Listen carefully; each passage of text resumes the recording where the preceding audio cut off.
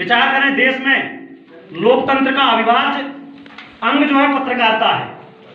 1857 की क्रांति, शिव कुमार जी बता रहे थे 1936 में पहला हिंदी अखबार प्रारंभ हुआ, लेकिन 1857 की क्रांति का भी आप एनालिसिस करेंगे, अगर वो क्रांति पूरे देश और दुनिया में प्रचलित हुई, उसको क्रांति कहा गया, वास्तव में ये कहा गया कि वो देश नहीं दुनिया की सबसे बड़ी क्रांति थी। लोगों ने, अंग्रेजों ने उसको दबाना था तो दबा के उसको कह दिया कि एक सामान्य विद्रोह था, उसमें भी पत्रकारिता की बड़ी भूमिका थी।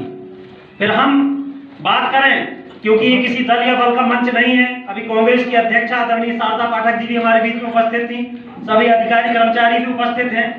हम जब 4 स्तंभों की बात करते हैं तो न्यायपालिका, विधायिका, कार्यपालिका और पत्रकारिता, ये कहते हैं कि समाज के 4 अभिन्न अंग है जो कि समाज को चलाने का काम करते हैं।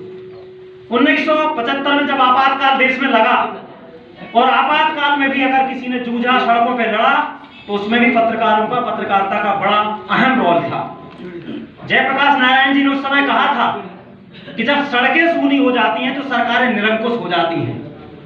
अगर उस समय भी सबसे ज्यादा जेलों में जाने वाले लोग थे तो पत्रकार थे और नेता थे, शायद आपको ध्यान में हो, और एक दल के नहीं, सभी दलों के नेता थे। और पत्रकार कल्याण परिषद रहा हो न रहा हो, पत्रकारों के अलग अलग संगठन भी रहे हों, लेकिन शायद ही ऐसा कोई संगठन रहा हो जो जेल न गए हों लोकतंत्र की बहाली के लिए, आपातकाल समाप्त करने के लिए। तो ध्यान में आता है कि देश की, दुनिया की कोई भी क्रांति रही, उसमें पत्रकारों का अहम योगदान है। हम अपने आप को ये सोचें कि हम बहुत कमजोर हैं, वास्तव में पत्रकार कमजोर नहीं है। आपकी कलम में इतनी धार है, कलम की धार कभी खत्म नहीं होती। आज हम राजनीतिक क्षेत्र में काम कर रहे हैं, जनप्रतिनिधि 5 साल के लिए बनेंगे, 6 साल के लिए बनेंगे, कोई अधिकारी कर्मचारी कितने समय के लिए बनेगा, कोई किसी भी पोजीशन पे आएगा, कितना समय उसका कार्यकाल रहेगा। लेकिन अगर पत्रकार में दम है, पत्रकार अगर जीवंत है, उसके पत्रकारिता में नवाचार है, नया कुछ करने का काम है। आज जैसे बात हो रही थी जेके सीमेंट फैक्ट्री का, निश्चित रूप से ये जिले के लिए भी प्रयास होना चाहिए कि जिले के लोगों को कितना रोजगार मिला, पत्रकार के परिवार के लोगों को भी रोजगार मिलना चाहिए कि नहीं मिलना चाहिए, परंतु इस पे लिख कौन रहा है, इस पे एनालिसिस कौन कर रहा है। अभी अजय जी ने यहाँ के विकास की भी बात करी, हालांकि ये अच्छी बात ये है कि पन्ना भी बड़ा एक औद्योगिक कॉरिडोर बन रहा है।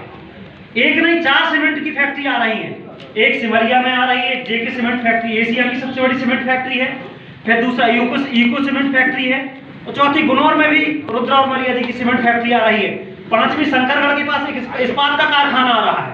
तो ये जब औद्योगिक कॉरिडोर बनेगा तो रेल तो निश्चित रूप से आएगी। अब इनमें हमारे स्थानीय लोग